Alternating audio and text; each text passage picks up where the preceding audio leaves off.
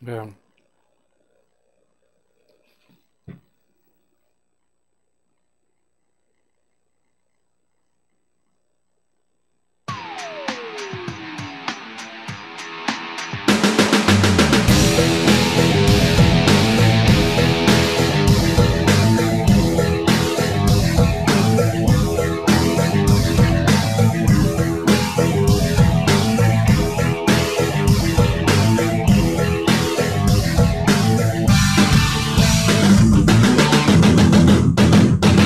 Good evening. Welcome to another exciting episode of 758 Sports Talk. And as usual, we have so much to delve into tonight. But obviously, the conversation around St. Lucia, the buzz around St. Lucia, is all about the exploits of Laverne Spencer, Laverne Donnelly Spencer from Babonneau.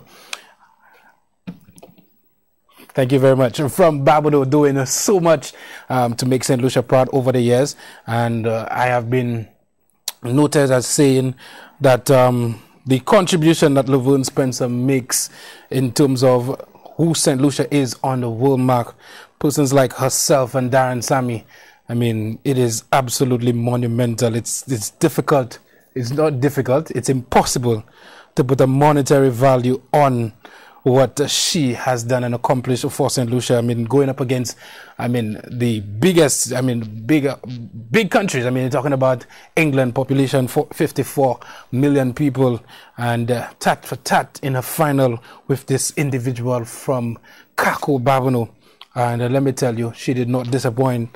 Gold medal, Commonwealth Games. And of course, we need to differentiate between the Commonwealth Games and Commonwealth Youth Games, because obviously persons are saying, hey, how y'all still saying the first ever gold medalist at the Commonwealth Games when we just heard Julian Alfred was the first gold medalist at the Commonwealth Games? And we need to, as sports journalists, always make that distinction. And Julian Alfred competed in the Commonwealth Youth Games, and she was definitely the first St. Lucian to win gold at the Commonwealth Youth Games. Laverne Spencer did not achieve that feat. But Laverne Spencer is the first St. Lucian to ever get a gold medal at the Commonwealth Games, which is pretty much a senior tournament. And you could make the argument that a junior like Julian could have competed. In fact, some persons are of the opinion that given her competing in the boys and girls champs, pretty much completing 9 races and traveling over to St. Lucia and traveling back to Bahamas may have done her disservice, and perhaps the consideration should have been given to her being rested for the Gold Coast, at least getting that experience. But as we know, this is life. But Laverne Spencer, definitely proud of her, and of course we'll be meeting up with Mr. Dixon a little bit later on to have a discussion, a more thorough discussion on her exploits and some of the experiences. And we're going to give you guys an opportunity to call in and congratulate and ask your questions as it pertains to everything to do with the Commonwealth Games. We had another St. Lucian in that event, Janelle Shaper. She finished, I think it was 9th or was it 8th in that competition.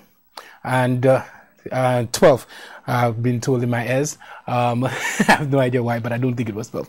But another athlete that we've been looking at for. We know she's been injury plagued. She's had some problems with injuries, and 1.80 meters is by no means close to her personal best. So we'll definitely be looking out for her in the future. But we'll delve into that deeper a little bit later on. Obviously, a lot of activities from the last weekend, a lot of information coming in our news, and definitely Friday night ancillary will be the place to be for sure. If you guys did not get our sports news package, they'll be having boxing at the Fish Fry event on a Friday night, and the community is getting all set to host that event. I'm very excited about it because I know boxing is an association that continues to work hard despite what other people may say. You have to give Jack his jacket. The association, the individuals, the trainers, the coaches, the the actual boxers, they've worked so very hard over the last year, and let me tell you, you have to give them that. The pat on the back, David Shicks, Christopher, Conrad, Frederick doing his thing, and obviously our young stars, Nathan, Marvin Anthony, also Lyndall the Russian, Masley. I mean, Kareem Boy is still in the fray. You know, a lot of these individuals have worked really hard, and yeah, definitely proud of these guys. I got to see Nathan Ferrari compete at the Commonwealth Games, and a very good boxing bout, and a split decision caused him not to move on. But very proud of these individuals. The amount of work you put in for boxing, man, it's absolutely ridiculous. The sacrifice, especially when it comes to nutrition. And anybody who works hard, they would tell you they would work out a lot, and they can work out now till like kingdom come. But the nutritional aspect of athletics and anything physical is a little more tasking, well, for some individuals, but for boxers the sacrifice is even greater. All right, so definitely on a Friday night, the ancillary fish fry we saw in our news package, we will be getting some entertaining punches and bunches boxing display for you guys, and obviously the tourists that will be coming down, we expecting them to make their way over there and take in some of that as well. All right, as is customary on the weekend, over the last couple of weekends, we've been seeing the CFC.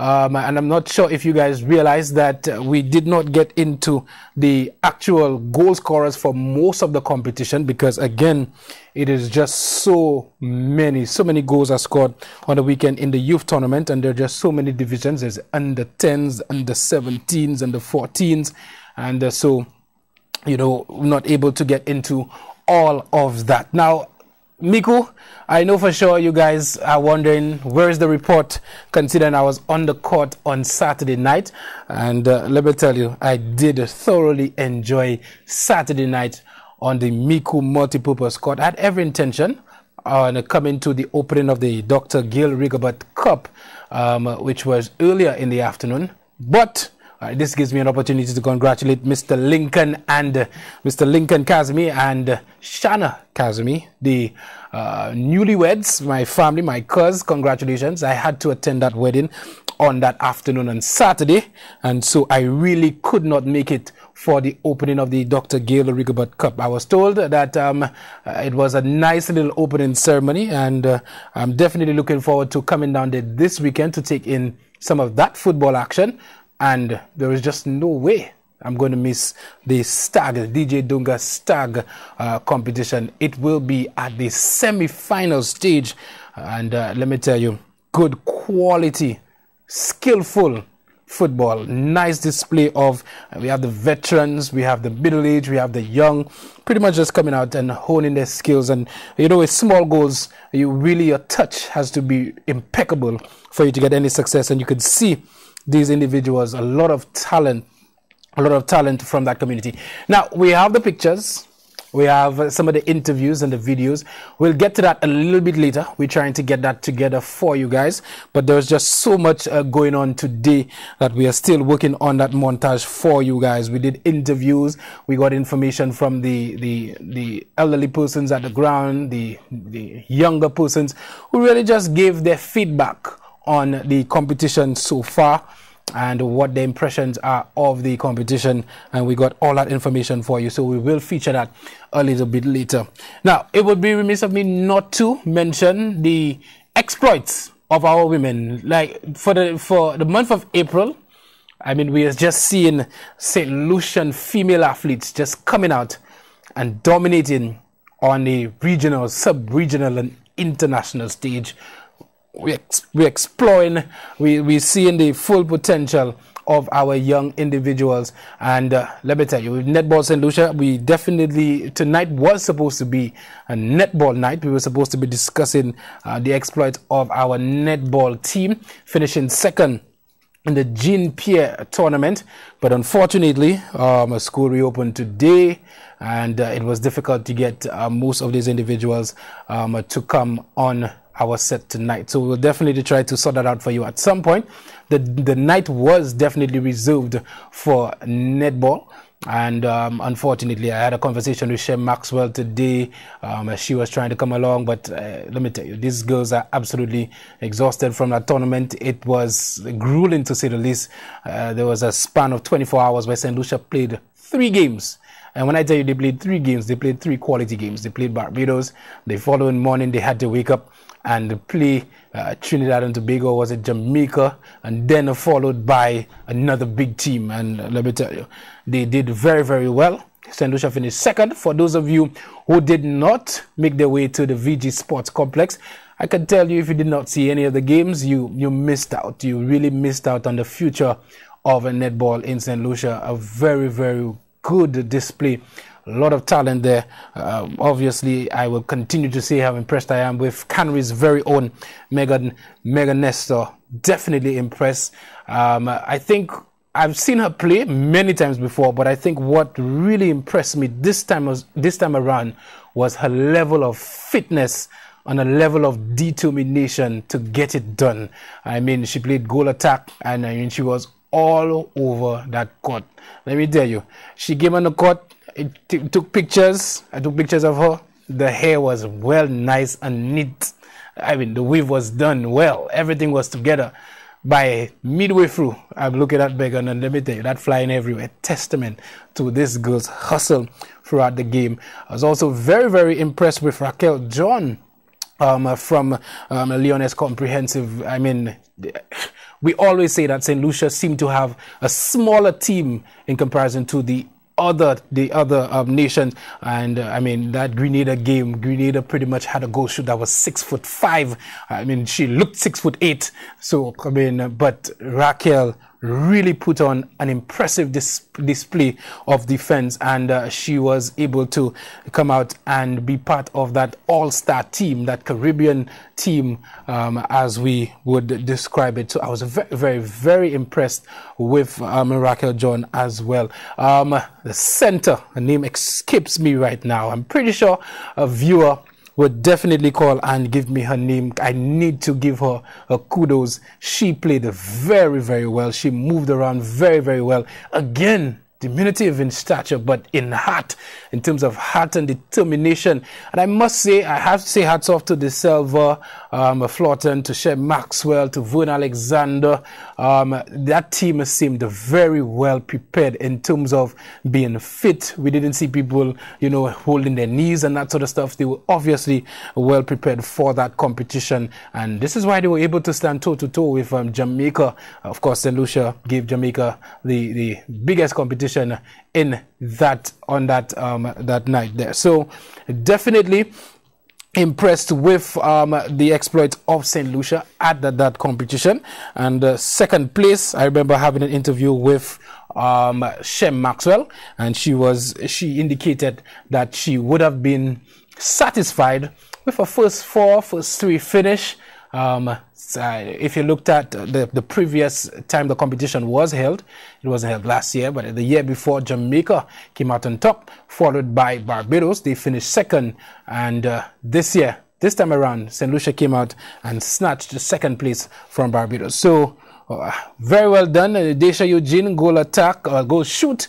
Of course, well done to you as well. In fact, well done to the entire team. The entire team deserves all the credits in the world for their exploits on last weekend.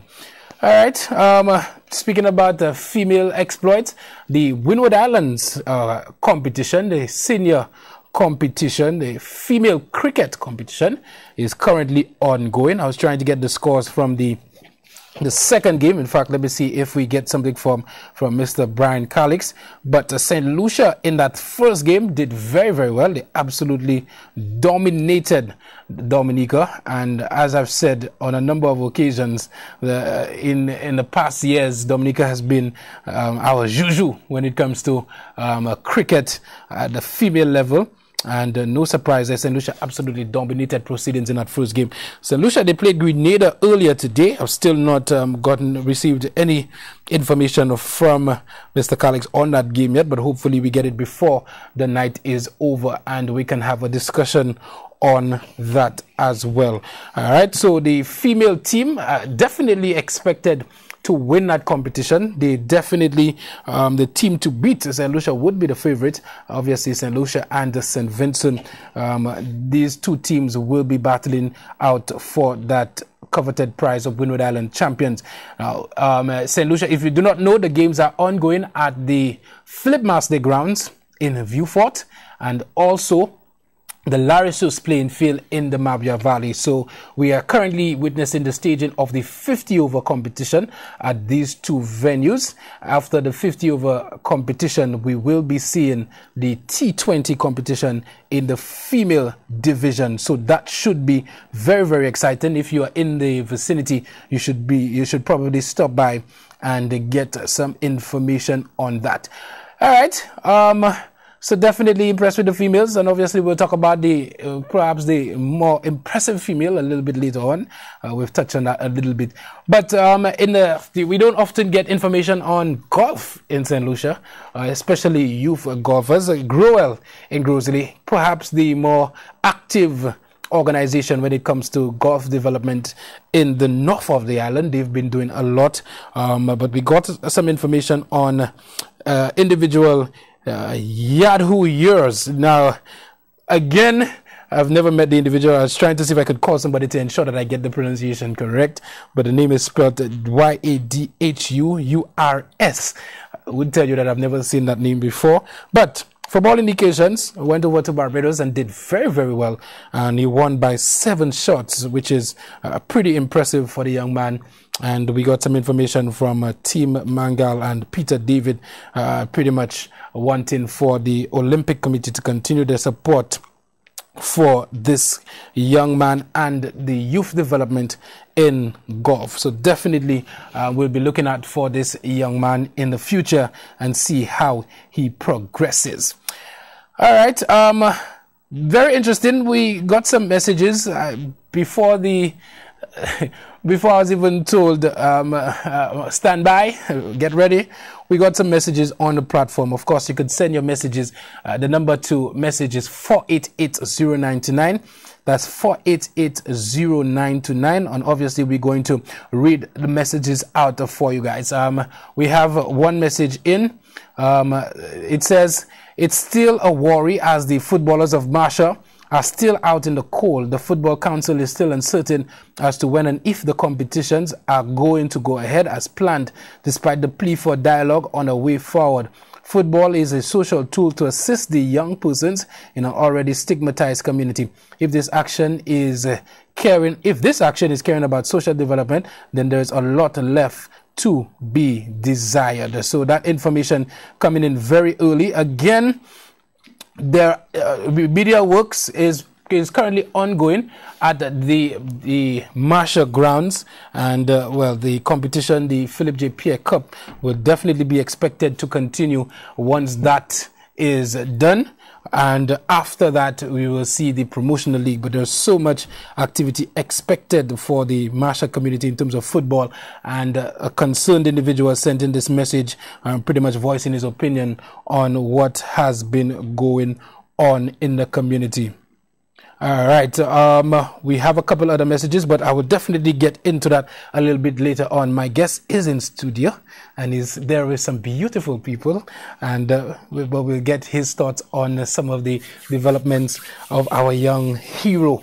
And I do say hero. I tell you already, when you see me and you're talking about Laverne, watch who you're talking to, because let me tell you, this girl is special, and she is putting St. Lucia. She continues to put St. Lucia on the map, and the sacrifice and some of the stories that we may never see or hear in news, at least in the younger days, I was actually there to at least see some of them. So excuse me if I'm a bit sensitive when it comes to this lady's exploit as an ambassador to our country. So we'll have that discussion when we come back, and then we'll definitely open the lines. And Miku, don't worry, we will show St. Lucia some of the activities from the DJ Dunga Stag competition as soon as I'm told that montage, that picture and the video montage is ready. We'll take a break. We'll be right back.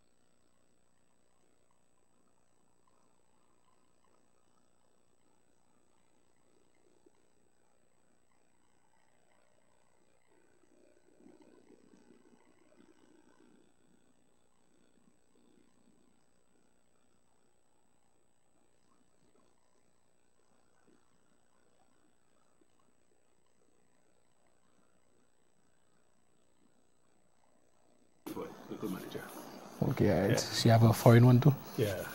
Well, they call the agent manager as well, so they're going to differentiate. Yeah. Can you hear? Yeah, I can hear. Yeah, boss. Yeah. So where Dimitri is there? Dimitri and nowhere close with that montage?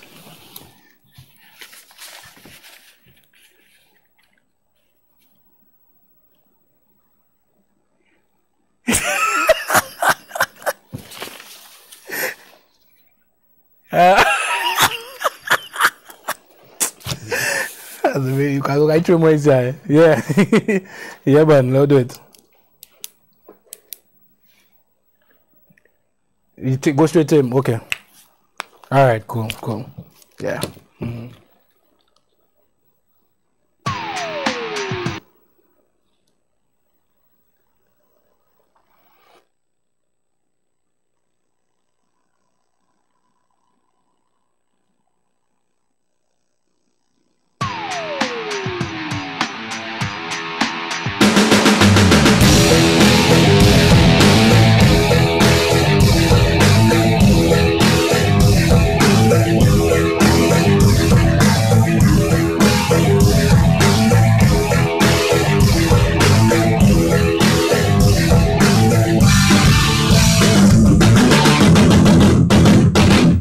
Welcome back to 758 Sports Talk, and I was lucky to get information. In fact, I'm not saying lucky, it's just that we here at DBS, we're serious about bringing you as much sports information as we possibly can.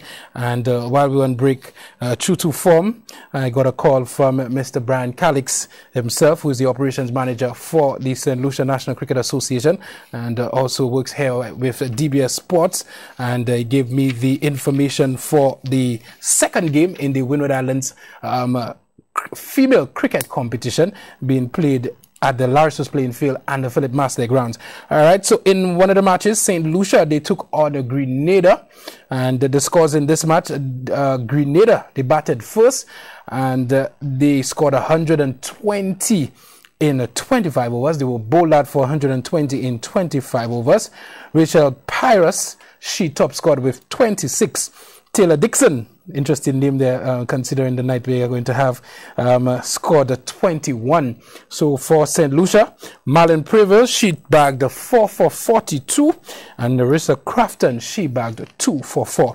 In response, St. Lucia got to the desired total of 121. They did that for 6. Tara Louis, she top scored with 22. Rollin Cooper, she contributed 16.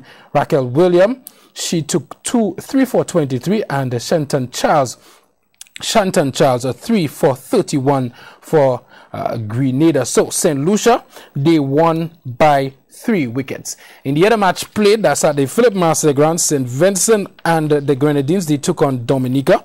Batting first, Dominica, they scored 102. They bowled out for 102. And St. Vincent came back, they scored 104 for 3. So this sets up an interesting final match between St. Lucia. As we told you, it would be definitely between St. Lucia and St. Vincent. St. Lucia, they take on St. Vincent and the Grenadines on Wednesday at the Philip Master grounds in Vieux-Fort. So the south of the island, we're expecting you guys to go out there in your numbers to support our women, our female cricket team. They will come up against St. Vincent at 9:30 a.m. That match goes off at 9:30 a.m.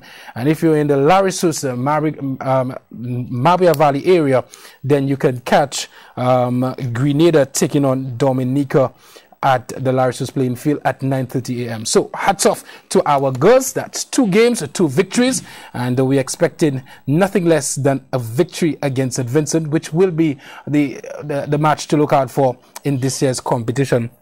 All right, also got some information from the DJ Dunga Stagger competition. 3 qualifying teams would be, I have a Fly Boys, Find Us Faithful, Find Us Faithful, and Oville 1 or Oville I. I'm not sure exactly what they have there. The final spot to be contested between Veterans and Pittsburgh Ballers. So we have obviously the semi-finals will be between 4 teams. So we have Fly Boys, Find Us Faithful, and Oville and the final spot between Veterans and Pittsburgh Ballers. So on Saturday night, of course, you could go to the Miku multi-purpose court. Action gets underway a little bit after 6 o'clock, and you could take in some DJ Dunga stag football. All right, montage is still coming. They're still working on it, so you could stay tuned for that a little bit later on. All right, somebody says, good night, bro. First of all, I would like to congratulate Laverne on a great accomplishment.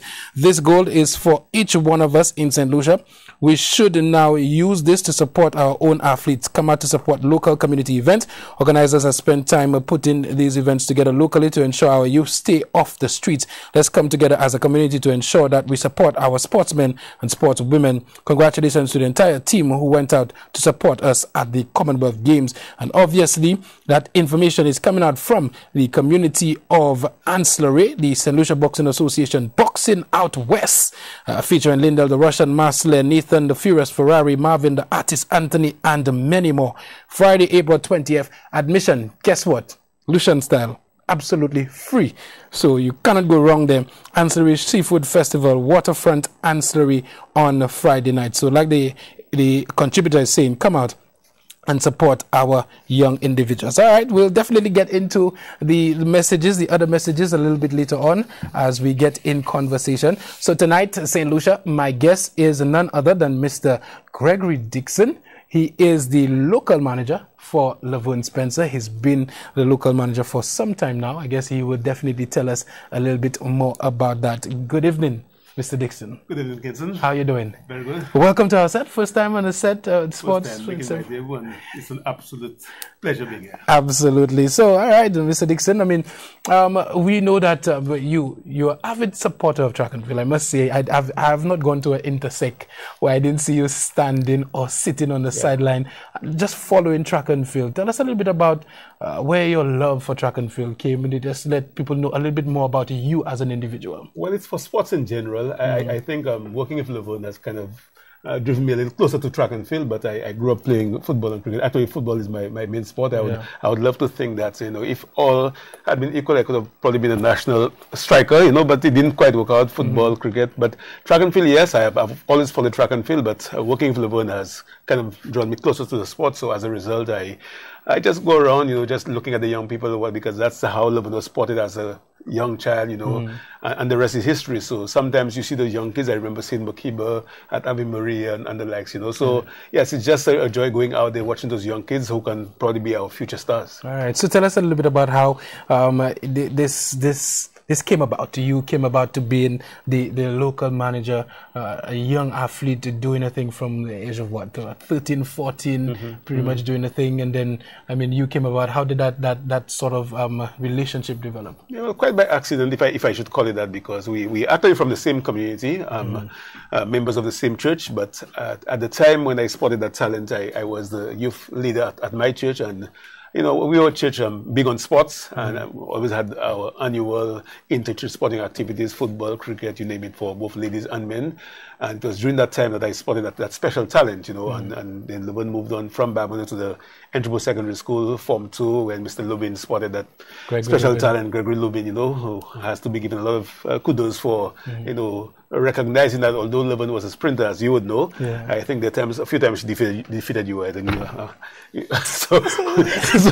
But sprinting was really her thing, I remember you were running together, for winners and all of that, But then Mr. Lubin thought that, looking at her physique and all of that, maybe she could have been a better high jumper. He introduced her to the sport, and the rest is history. Yeah, and I mean, let's go to the Entrepot Secondary, a school close to the Masha community. There's accessibility to the playing field and that sort of thing. But for a lot of individuals, their parents, the persons that are elderly, they would be kind of apprehensive towards, sending the child and that sort of thing. What is it like getting everybody to buy into the initial stage, Laverne Spencer? Yeah, it wasn't easy. Laverne herself, I don't think she expected to get that far, as is always the case. She loved track and field, so she got into the sport. She went to the Midfield Park, did the usual training like the others, and a lot of that preparation was geared towards inter-house competition and then inter-sec and all of that. Not looking beyond that in terms of national representation. But so there were times where she had her challenges, didn't feel like going to training again and all of that, Sometimes a tough coach and whatnot could really make you not feel like showing up next day. You meet a twat in there who likes to shout and whatnot when he really means well and you're not really means well. Yes, he really means well. Yeah, you get to know twat in there, then you don't even worry about him shouting. He's just once he has to do well, So there are times I should feel like, well, my boy, I think that's it for me. Why do I really have to expose myself to that, But then, she really loved the sport and the talent was there. And that's when I really came along to really encourage her to keep going, And I'm glad she did that because today she can continue to make us proud. Yeah, I think one of the things that I think is often ignored or probably known but is not really zoomed in on is Lavonne's level of spirituality. I think one of the things that, like you made mention of traveling with her, going to Windward Island Games, going to Carifta Games, Lavonne was always that individual who would take time to get everything internally correct. Her spirituality meant a lot to her and still does. And so that is one of the things. How has that really helped her develop? Well, in a big way. By now, her motto should be well known. It's a motto we developed quite a few years ago, and she really still works with it. God plus hard work plus discipline equals success. She has never left out God, and I think that stems from the family background. Her family growing up in church, and her mother very spiritual as well, introduced her to that spirituality from very early. But as I said, she belonged to a church and we were big on sports, but we understood the importance of getting young people to devote their time towards the spiritual things. And so having that kind of upbringing, she has stuck with it, and up to this point, she's grown now, she's overseas, but she has not changed one bit. She's still very much devoted to the spiritual things of life. All right, so let's talk about Babonneau. Let me tell you, what you're loving at in Babonneau?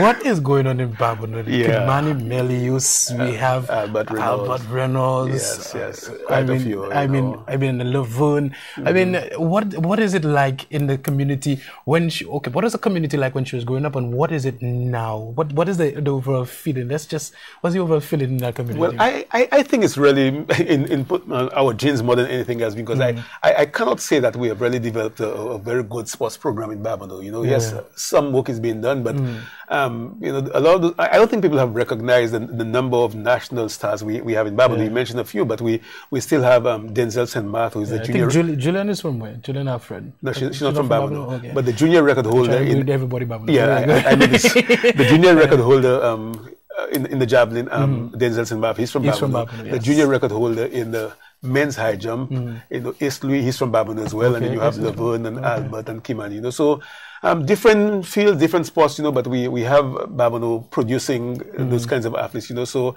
it probably has something to do with the water or I'm not sure. You have a special dashing there, man. Maybe in that Jamaica, everybody talking about a special dashing that Usain Bolt grew up eating. Yep. I see it yet. I went there, I looked for that. I don't know. Yeah. I don't see it yet, but definitely. But Babonneau has something special. Not sure what it is, but something to build on. Yeah. All right. So, I mean, when Lavonne started really flourishing, let's just say at the Windward Islands level, you have the Windward Island Games, and then you start seeing a Carifta and that sort of thing. What was the thought process? Because we're from a nation where we've not had anybody gone on to do what she's done now. But at that time, what was the thought process? Was it that, hey, Lavonne, because you have parents that would tell you, do not send their children, train, stick to your books, that sort of thing. What was the thought process, and how did that develop?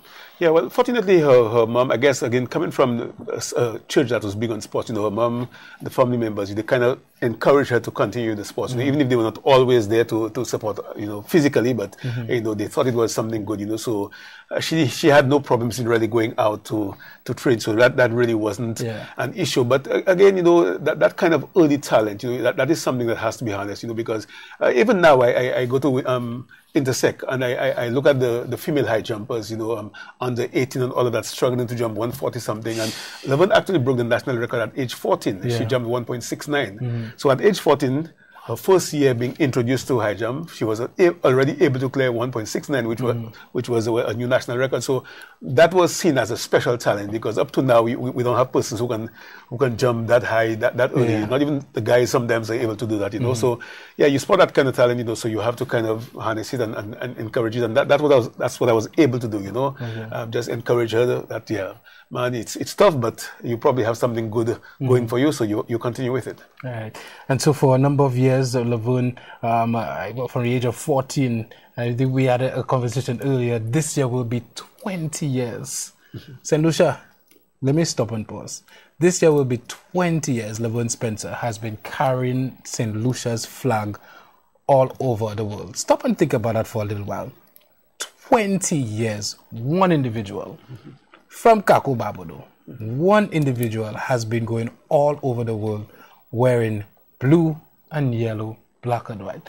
Yet we find so many other little things. We'll talk about that. One individual. Let's just jump forward to some of the exploits. Let's look at the Olympic Games. Let's talk a little bit about the Olympic Games, because individuals would tell you, a lot of the purists, a lot of the analysts would have told you that the last Olympics perhaps was Laverne's best opportunity to medal. What was your conversation with her, and what actually happened? Yeah, it was actually her best year, because it was a year when the female high jumpers weren't jumping, as high as they had done in previous years, because for some inexplicable reason, for the last few years, it's been difficult to find in any given year 3 or 4 female high jumpers clearing the 2-meter bar, which is something that solutions have been asking Laverne to jump. Nobody else around the world is doing it consistently, but we think it's something easy to do. But during that period, it wasn't really done by quite a few ladies. So we thought that was probably her best opportunity that year. And she went there very confident, as was indicated by her performance in the prelims, being one of 5 out of 37 ladies from around the world to have cleared all the heights on the first attempt up to the qualified mark of 1.94. So she got into the finals with no misses, So of course that's kind of set the tone. So St. Lucians were told that, boy, Laverne looks like she's going to finally win that medal, So yeah, and she went in there very confident as well, and things didn't quite work out in the finals. It wasn't as bad as persons may make it seem, because she missed the opening height of 1.88 on her first attempt, but she cleared it on her second. The second height of 1.93, which a lot of ladies struggled to clear, she cleared the 1.93 on the first attempt, which is what really helped her to place 6 in the end. But it got to 1.97, which is something that she had not cleared for a long time. Laverne's personal best is 1.98. So she hadn't done 1.97 for quite a while. But persons not having that kind of information would think that you just go to the Olympics and you just jump 1.97, which is something you hadn't done. It would have been good if she had done it. It would have been probably her best for a while, but it didn't quite work out in the finals, in that, I'm not sure what it was. She's not sure herself. Of course, the nerves as a human being was there, knowing that, but the whole of St. Lucia is behind you, and people the whole world was watching it. Yes, so nothing else happening that time. Yeah, so she really didn't get over that 1.97 mark, which incidentally just 4 ladies from around the world were able to clear in the finals. But it looked like it probably was her time to do it. It didn't happen, and I guess we're still a little disappointed, or very disappointed about that. But in the end, she made the finals, which was historic, because it had never happened before that a St. Lucian could actually get into the finals. And she placed 6th in the world out of 37 of the best jumpers in the world coming into the Olympics. You placed 6th, so we kind of took that, as reason to think that, she had done something significant, and maybe she might not be the one to win the Olympic medal. It might be somebody else, but at least she has shown that it can be done if you work hard and you're disciplined, that maybe somebody else is going to do it. Definitely. So what was that conversation like? You're sitting there watching that Olympic Games and that sort of thing. Tell us, just for the benefit of those of us who would never be privy to that, what was that conversation like with her? After the Olympics, or after the Olympics, after she had, well, after she had, you see, St. Lucians, a lot of the St. Lucians were like, but she ducked under the bar, People just don't understand. Yeah, they don't. You were a high jumper against and you wouldn't know one. It's ironic, because even prior to the Olympics, I saw it. After the Olympics, I've seen it where top high jumpers in the world go under the bar sometimes, but it's difficult to explain that to persons, and many persons had not really followed high jump before. And so they had never seen it. So that was like the first time. So being out there, expecting Laverne to go over the bar and she goes under, then you think, but because some person said she did it deliberately, some said she didn't try. But of course, Laverne more than anybody else would have wanted to go over 1.97. So I don't think it was a deliberate thing. Obviously it wasn't, but not understanding the nature of the event and how technical it is, leads persons to make those kinds of comments, So we understand that. It's unfortunate sometimes, some of the things you hear, but that's behind her. But rest assured, it's going to continue. If persons continue to watch high jump, they will forever see people going under the bar. It's going to continue to happen, because it happens all the time. Well, I can definitely say from my experience, unless in that run-up, everything is not A-okay, in my mind, to actually make those last couple of steps and leap over, I am going under. That is, I mean, yeah, you were high jump. Yeah. I went to school. I went to school in Louisiana, and we were told that at the end, in those final moments, you have to. You don't put it in your mind. That's not what you have in your mind when you're approaching the bar.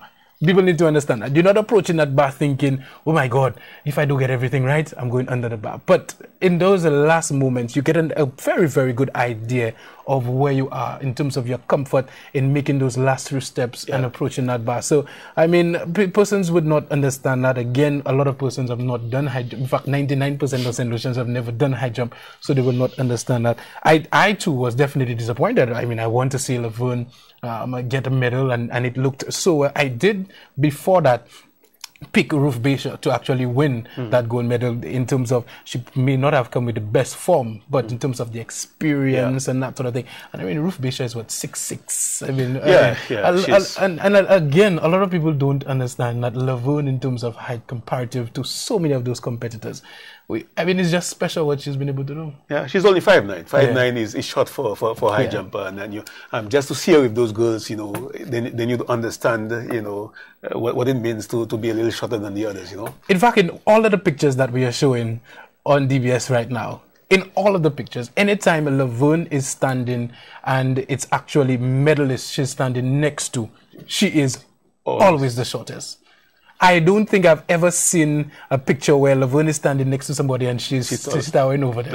I don't think I've seen that. Yeah. Perhaps somebody may have. If you've seen it, you can send it to my phone. I'll check it out. But most of the times, Laverne, whether she wins gold, silver, bronze, she still seems to be the shorter of all the individuals pretty much medaling. And Kenson, this is very significant, because persons may take that lightly, but there's a reason why most of the persons who gravitate to high jump are tall persons. Because it puts you at an advantage. Definitely. So if you a high jumper, male or female, the fact that you have some height, it puts you at some advantage, So persons may look at it and say, well, yeah, even if you're short, you're supposed to be able to spring. But obviously, if you're tall, it makes it easier for you to get over that bar, So being 5'9" and being able to compete against persons who are over 6 meters and beat them, some of them consistently, it says something about her talent. Yeah, and I remember Noop. That was the Cuban coach. I remember at that time I was doing high jump, and by that time I was 6'1", and Noop said, "But you're short." Yeah. I mean, Noop is from Cuba, and he understands that. I mean, in male high jump, we're talking about 6'4" and above. And just to be competitive, and so for her to have done so well, it's absolutely amazing. All right, so Commonwealth Games, we pretty much getting ready to go to the Gold Coast. But what were the conversations like with her leading into Australia? Yeah, so basically it went that way, it's your time. Time for the gold medal, because bronze in Delhi, bronze in Glasgow.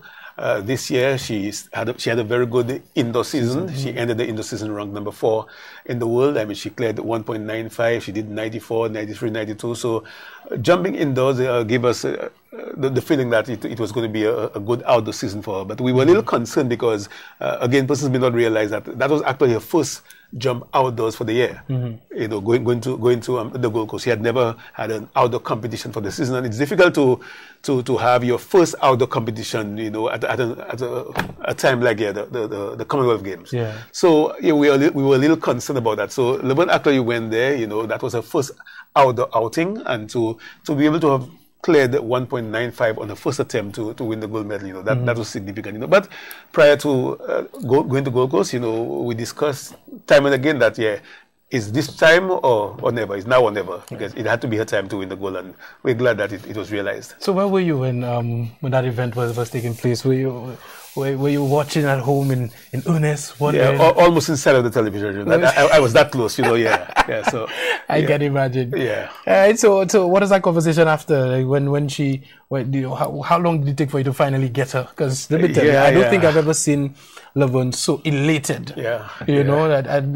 At achieving something. She's always so stoic and calm and just whatever and that sort of thing. And I guess that kind of makes people think that she don't really care. But at the end of the day, you just have to know Laverne. Yes, I've heard that time and again about it. I'm not sure why you would be in the sport for all these years and you don't care. It really makes no sense. You don't care. Just forget forget about it, you know. So of course she cares. That's just her demeanor, her personality, but she always says the fire is on the inside, you know, and that fire has kept her going for 20 years. So persons just need to understand that there are persons who do all kinds of things and they get nowhere with it, you know, before jumping, but that's just her style, and so we need to accept that. Yeah, so after the games, you know, I was hoping that, you know, the second after she had won, I could speak to her, but it didn't quite happen because, you know, she had the medal ceremony to prepare for, plus she had to do a little drug testing afterwards. Immediately after. Oh yeah. So it took me like an hour before hearing from her, but that hour was like a whole day, you know. But finally she was able to call, and we had that pleasant conversation. Finally it was done. She was elated. She was relieved that finally she had won the gold medal. Yeah, I can imagine these people saying, let me be careful what I say. But Timunza, tests are one time. But that's the nature of track and field. Tests are random. They're random as they get. You never know unless you know something suspicious is going on. You never know when they're going to actually test you. But absolutely real good stuff. All right. So we'll take a little break before we actually open the phone lines. And I want to prepare you for our next segment because we have to talk a little bit about Lavoon in terms of what's next, in terms of St. Lucia, contribution to St. Lucia. We have to touch on a number of little things. All right, so we will take a break. We'll take a break, and then when we come back, we'll just have a little more of a little conversation, and then we'll definitely open the lines to get your contribution to this worthwhile conversation. We'll take a break. We'll be right back.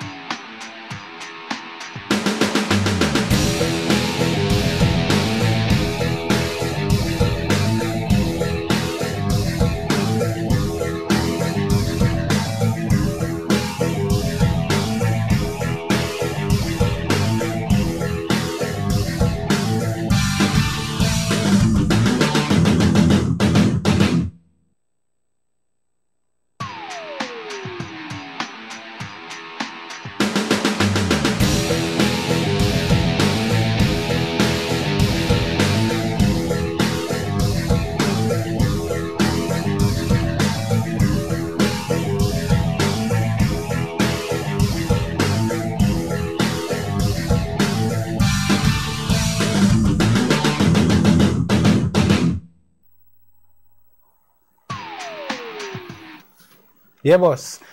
All right, welcome back, and there's so many different conversations, so many people talking about the exploits of Sammy.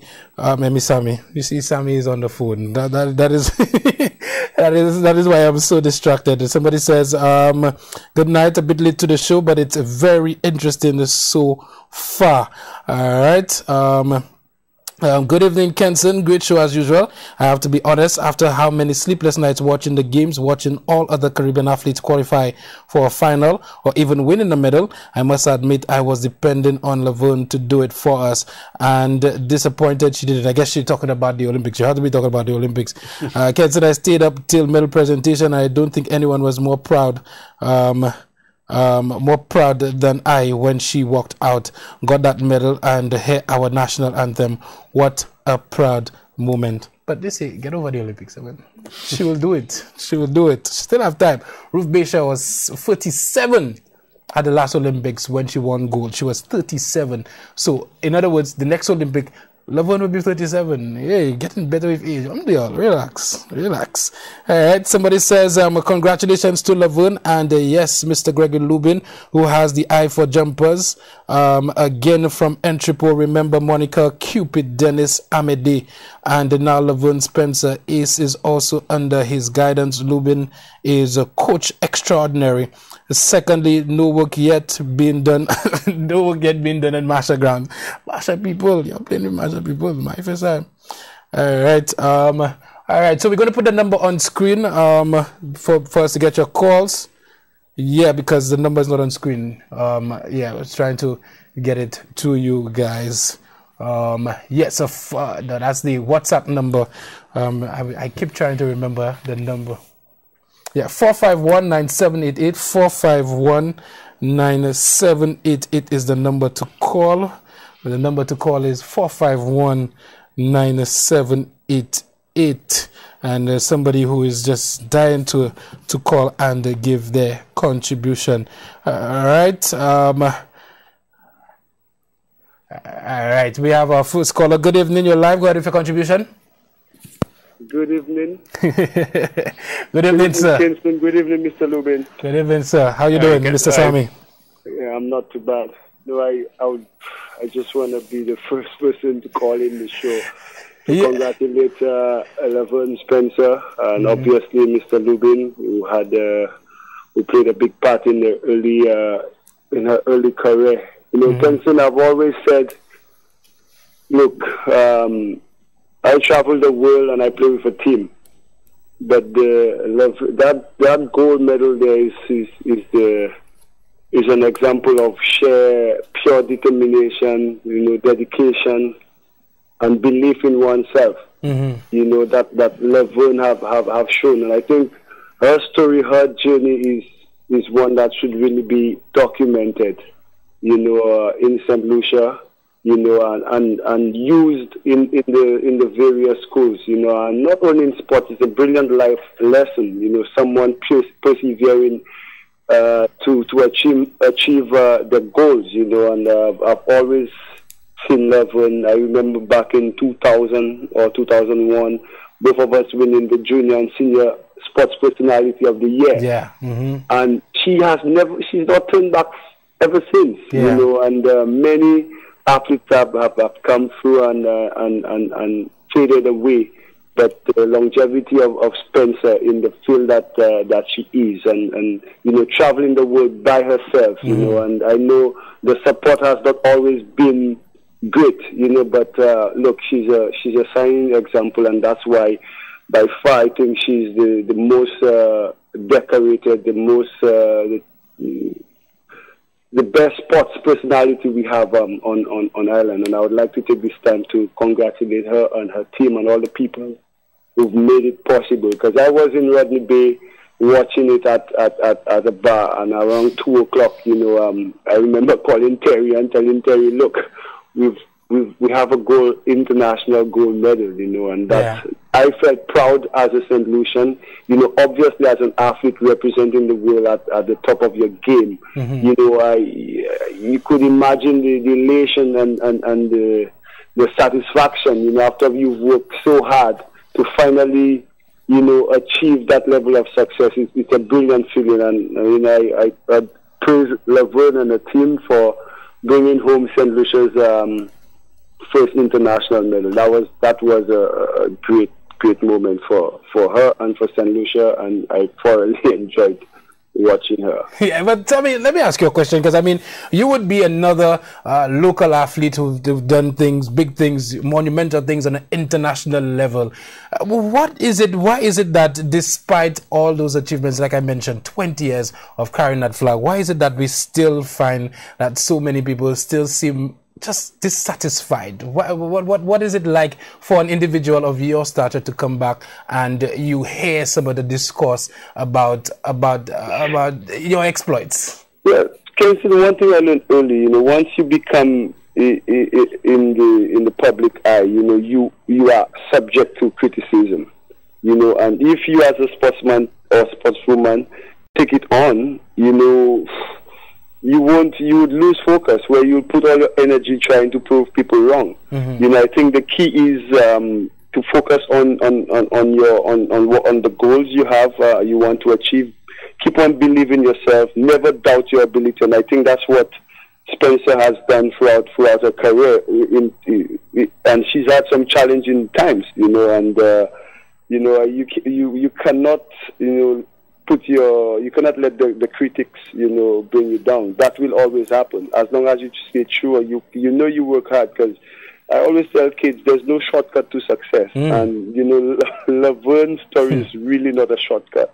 And the coaches, they have listened to him speak tonight, and it tells you that, she's persevered in her field, and, thoroughly deserved that gold, Commonwealth gold. And hopefully she could bring an Olympic medal to us and be an example to girls like the other athletes like Shaper, who came in fifth in that meet as well, I think. So she's a shining example, and she could pave the way for athletes believing that St. Lucians could win medals in world championships and events like that.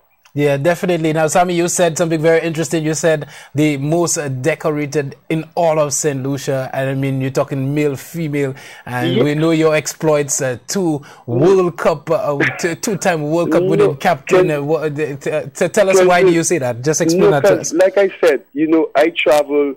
Yes, I'm probably the only one from St. Lucia, but I've made friends all over the world.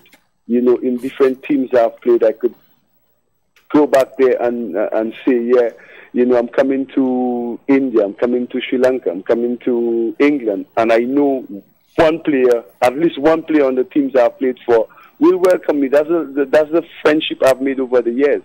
But Laverne has always been the only one going to Olympics, going to World Championship, going to all these events by herself. She's had to raise funds by herself, and all that pressure.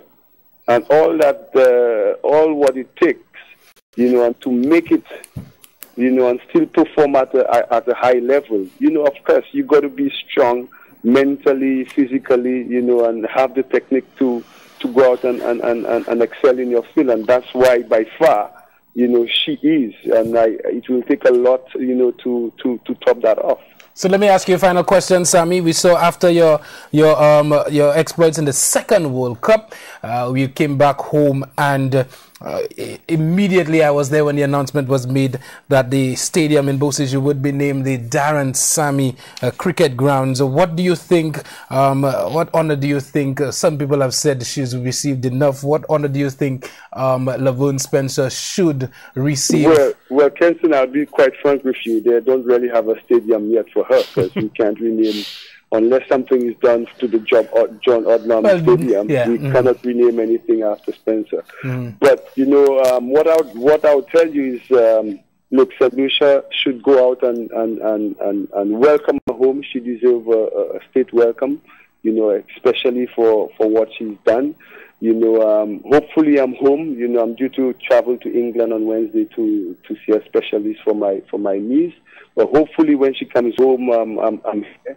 I'd love to see the champion welcome for Spencer, because she is a true champion. And the government, I know they will do what's right for Laverne, you know. Because honestly, Kenson, she has been a shining light for all athletes in all disciplines.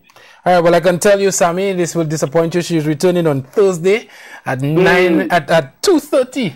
2:30 p.m. she'll be landing in St. Lucia. So this week you have to check on your knee, boss. So you will miss the festivities. You'll have to check St. Lucia Sports Online and DBS Sports for all the little updates and the pictures and that sort of stuff. Thursday this week. Yeah. Well, maybe I'll try and see if I could extend my flight to Thursday in the evening, because I really want to be there to welcome her home. Definitely. Well, I could tell you from the Department of Youth and Sports that preparations are ongoing to welcome Laverne Spencer back home with that outstanding achievement. All right. Yeah, that's great. All right. So good show as usual. Thank you so much, man. Enjoy the rest of your night, Sammy. Right.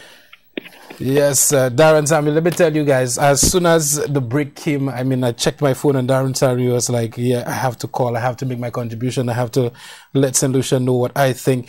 And let me tell you, genuinely, this is what Sammy has said this before. Good evening, you're live, go ahead with your contribution. Okay, we seem to have lost that caller. But yeah, genuinely, this is how Darren Sammy feels about Laverne Spencer. Good evening, you're live, go ahead with your contribution. Hey, good night, Kenson. What's up? Good night, Mr. Curtin. How are you? What's about, sir? All right, talk to me. Yeah, Kenson, I want to salute Laverne Spencer, man. You understand? Yeah, man. For all those years and things, man. Yeah. Finally, we get a gold medal, you know, and I keep listening to his manager on the Olympic programs and things, the Rumble. Yeah. And one thing I want to say, I like his belief, you know, because he always believed that Laverne would come right, you understand? And people used to come and downplay, you know, and give up pressure and things. But as an athlete, you have to watch it too, and especially in the Laverne case, you're traveling around the world. Basically, you're alone, and I mean, at the end of the day, you don't have no supporting team. And I remember specifically, he was on a program, and he said that Laverne went to some, I don't know if it's the Olympics or someplace where another athlete, coach, was the one trying to give pointers. Laverne. I remember that clearly. That's a couple of years ago. He said that, you know. And I'm saying, man, like, what? Just imagine you competing, you're a competitor, and the competitor coach will have to come and, you know, show you different things. And so it's a real lonely road there. But at the end of the day, man, you see light at the tunnel, and I want to salute Laverne Spencer. And I could tell you, Kenson, I listened to you on Eli. On the program in the morning, and also the time she was jumping. And I tell myself, boy, I have to make that daybreak to watch that thing. And I stayed up on the couch. I want to sleep, but let me tell you, when the three of them, there was this English girl that was competing with Laverne there. Yeah. Let me tell you this. When I saw her go through the bat 1.95, I make 2 o'clock, I make a noise in the house. I think I wake up people. But then I still saying for Laverne to win, she have to jump it. Yeah. She have to clear it. And then when after Laverne jumped the bar, I say, yeah, boy, we gain the goal. Because I realized the young lady now put it at 1.97. Yeah. And I'm telling myself, if she cannot jump 1.95, I do feel she could jump 1.97. Not on that day. She probably did it in training already, but not on that day. Yeah. Because right now you're in competition. Yeah. And then but no, man, I really like that night there. And let me tell you, I went to sleep something around about 3:30. You know. Wow, you were happy after that? Yeah, because I was just happy. I was just happy. When I woke up in the morning, I was just trying to listen to what people had to say about, the talk around, the buzz, because, we win our first gold medal and thing. But I must say, man, I really appreciate that, So I will try my best to be there, man. Yeah. To welcome Laverne, man. Definitely. Because, I see for all her hard work and dedication, I think it's about 12 years. I mean, 2 Olympics. Yeah, she's been to 2. And bronze. 3 Olympics, sorry. 3. Olympics, yeah. 3. Last one was the best one. We finally get the gold medal. So, at the end of the day, man, again, I want to salute Laverne Spencer, man. True Russian, man. Yeah, man. Thanks a lot. Right. Thank you, sir. All right. Thank you so much for your contribution. All right. I need to make mention of something. Jackmel community, I needed to do that earlier, but I definitely need to get it out of the way because we have calls flooding in. A youth meeting. He asked me where I worked with, if I still work with the department. Yes, we have a youth meeting on Wednesday at 7 at the at the Jackpel Community Center. That's the Roseau Valley. We're trying to re-establish a youth and sports council at the Roseau, in the Roseau area. So millet everywhere. Everybody's invited to discuss moving this thing forward. Good evening. You're live. Go ahead for contribution. Hi. Good evening. Yes, I'd just like to lend my voice in extending congratulations to Laverne and what she has done for St. Lucia and obviously for herself. Yeah. Very, a lot of hard work has gone into that, as you said. I mean, a career spanning over 20 years. I mean, you don't hear that kind of longevity. And she's only 33, in athletes. And I just a while ago you were saying a way to recognize her. I think maybe some way to immortalize her is probably to get one of those statues just like they did for Sir John. I don't know where they're going to put it. That place in town for that, you know. A way of immortalizing her. So that's my contribution. Made out of gold, gold, not bronze, gold. Yeah. Well, boy, you'll have a hard time keeping that statue. Look, trouble in town. Be able to stay there for life. We'll just see a couple of people with kosh, and we wonder where they get it from. I tell you. But yeah, I definitely agree with you. You won't get any objections from me for sure. I think for sure. I mean, your children would definitely need to. They will hear the name Laverne Spencer, but we definitely need a symbol somewhere, not just a street in Babono, and not just a community. Exactly. It needs to be placed in some place that's very prominent. Come on. And we don't we probably have a good stadium or something, but at an airport or something, but some place where it's going to be seen all the time. All the time. Tuleju. I agree with you, sir. Thank you so much for your contribution. Yeah, man. So we have a number of messages coming in. Anything you want to say? Just no. The callers are calling to just congratulate you. That's okay. All right. Good evening. You're live. Go ahead for contribution. All right. We seem to have missed that caller. All right. So, all right. Good evening. You're live. Go ahead for contribution. Yeah. Good evening, sir. Yes. Good evening. We're talking about high jump, right? But the personality of Laverne Spencer is even higher than the bar she jumped. Yeah. Very humble individual. You know what I mean? Apart from the gold medal, her humility strikes out. Even what do you call it? A Highland gold, what platinum? Platinum. Yeah, I met her on a bus, Kako bus, going to take a bus to go home about 2 years ago. I sat by her, and just the modesty of the young lady, sincerity. And the humility that boy is commendable. That was hand in hand with that gold medal. She's a real role model for other athletes. And that's a contribution tonight. Thank you so much for your contribution. Definitely. I mean, anybody who has had any conversation with Laverne, she's unassuming. She's not somebody that that has excitement. A lot of celebrations like excitement. So being different sometimes is considered being strange. Yeah. But there's nothing strange about Laverne. Laverne is just about her business, and she does it and she gets it done. Somebody says a big up to St. Lucia, and that's the sentiment we get in all over. People pretty much jump into St. Lucia. It's not just Kaku. Let me tell you. I'm a Grosely fella. I'm a Groselian. I'm a Pigeon Point boy. That's where I born and raised. And when Laverne is jumping, I literally feel like like a Jababuno, because I know how people feel about their communities, and they want somebody when their own is out there doing something on an international level. And let me tell you, very, very, very proud of Laverne. Somebody says, can you please mention Elite Invitational Track and Field Meet? Definitely, I'll mention it. The meet is scheduled for Sunday, 22nd April 2018 at the Mindo Phillip Park from 10 a.m. to 5 p.m. That should be very exciting. Elite Track and Field, of course, one of the premier events on the sporting calendar, the track and field calendar. Exciting races, the relays, everything. Definitely something to look out for. All right. All right. Somebody saying that on Friday they will be at the Ancillary Fish Fry, talking about against the boxers. Welcome back to the boxers, of course, the Commonwealth boxers. That's Nathan Ferrari, Nathan Anthony, Marvin Anthony, Nathan Ferrari, Lindell, the Russian Masley. And I know this Friday they will head on at the Ancillary Fish Fry, where pure St. Lucian talent will be on a showcase. All right. Somebody says, congrats, Mr. Dixon, for all your hard work with Laverne. Were you there with her to witness such? Unfortunately, not this time. I was there, the last Commonwealth in Glasgow, where she got the bronze. But yeah, unfortunately, I couldn't make it this time around. But it felt like I was there. So I watched it. I felt close to her. So I think, yeah, that was good enough, at least for now. But the important thing is she came out with the gold medal, which was always the goal. So I'm pleased about this one. Definitely. Somebody sent 4 thumbs up. So I guess I have to put that up 4 times. Send Lucians again by emojis. All right. Somebody asked us if we could play back the jump. I guess her clear in the bar at that 1.95 meters. All right, somebody says Laverne's grandfather, well, it was real Grosley. Laverne's grandfather was from Grosley. And I have been told that she's related to the Dupals on that side.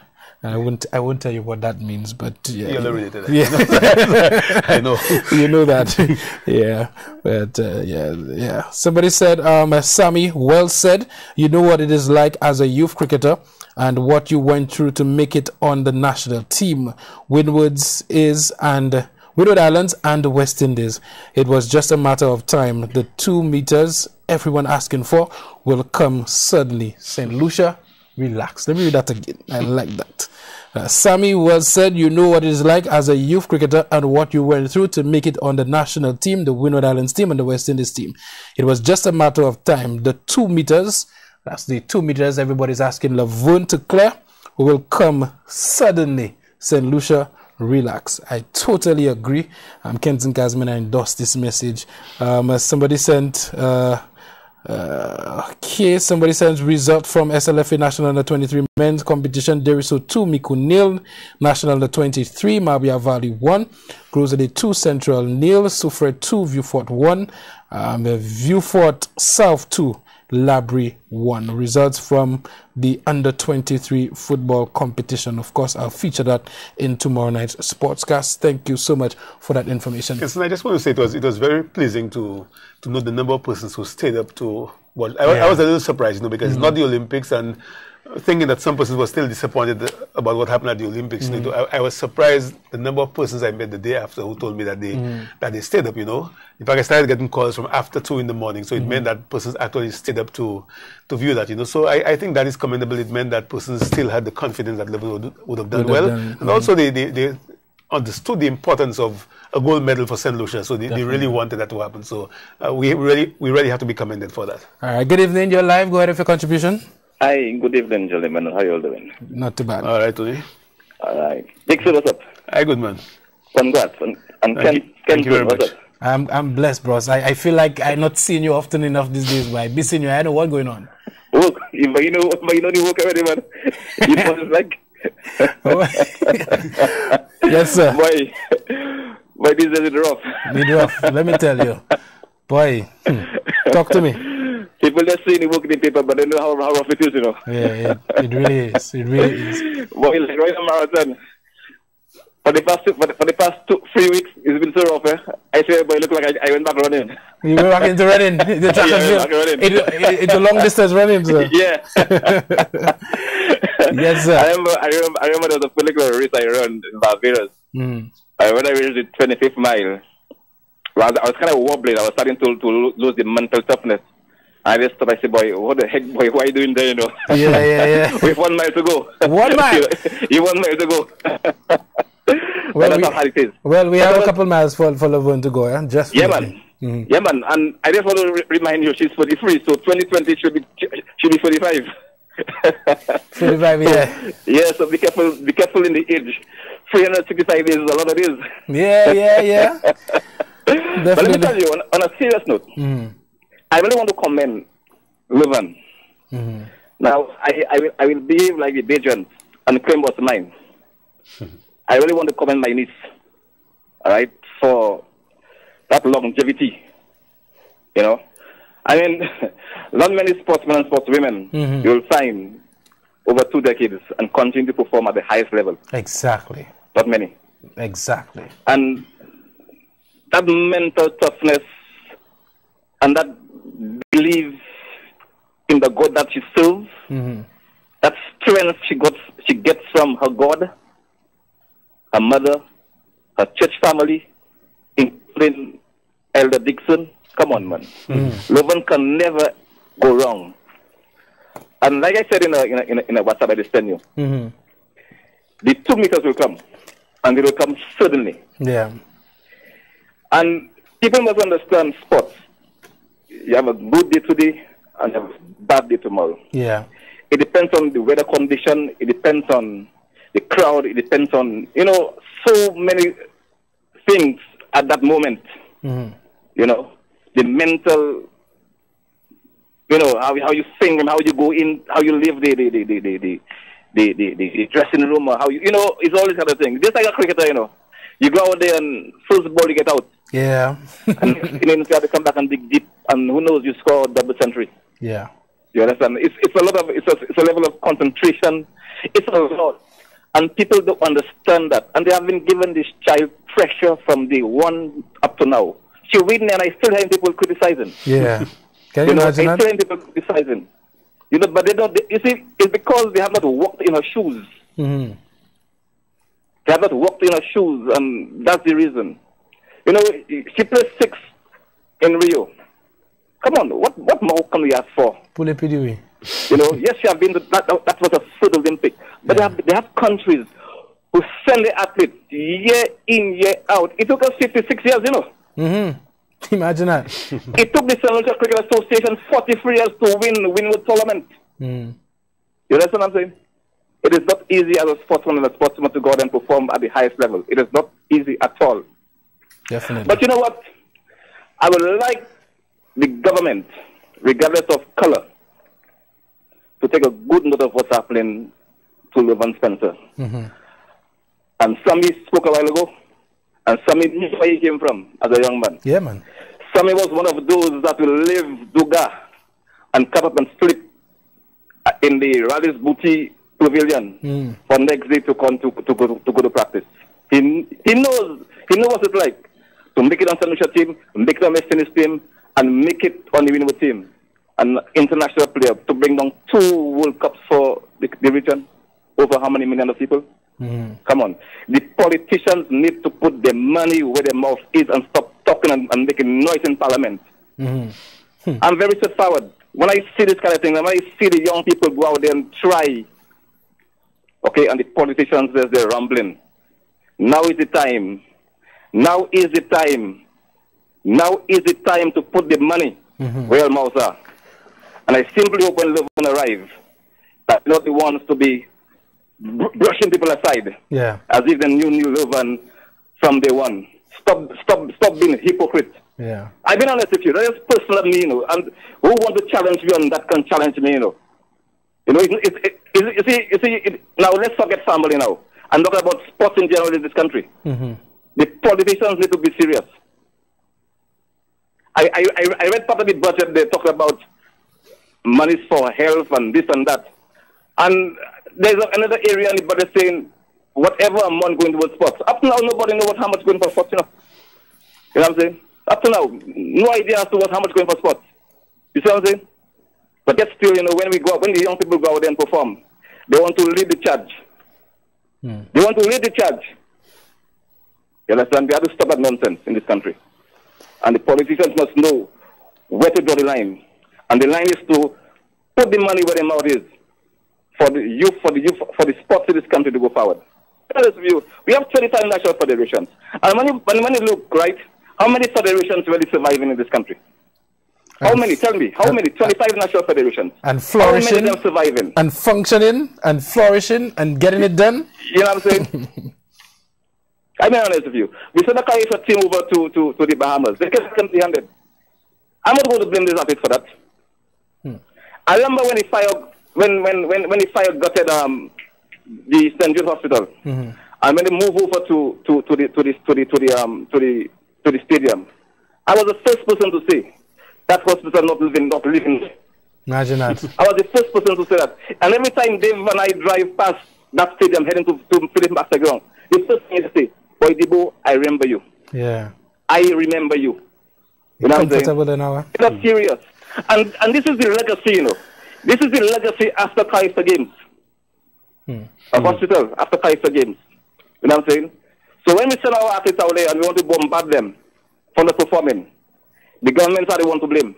Not solely the Boville, not Gregory Dixon, not Gregory Lobid, not, you know what I'm saying? Yeah. But the governments have to blame. Not to put that Kensington together. Not me. Not me. You know what I'm saying? Yeah, but it hurt me, you know. It hurt me when I see this nonsense, you know. So on Thursday, I've always said that this country need a revolution. And when I talk about revolution, I don't talk about guns, you know. Yeah. The way we think and the way we do and the way we do things in this country for our young people. You understand what I'm saying? They are our resources. We always blame them for this and blame them for that. But we're not putting the monies in the right places for them. Definitely. So when you see hundreds of them harassing people on the street and we lock them up, what happens? We have to get serious. We have to get serious. And in the next 2 days, rest assured, I have some serious material coming out. And who don't like it does their business. But at the end of the day, that is the reality of Fair Helen. Definitely. And we have to face it. I want to see sports move from point A to point Z. I want to see it happen.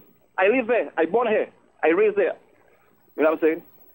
But at the end of the day, the onus is on the government to put the monies where their mouth is. Have a good one. Definitely. See you on Thursday, man. See you on Thursday for that coming home, that homecoming.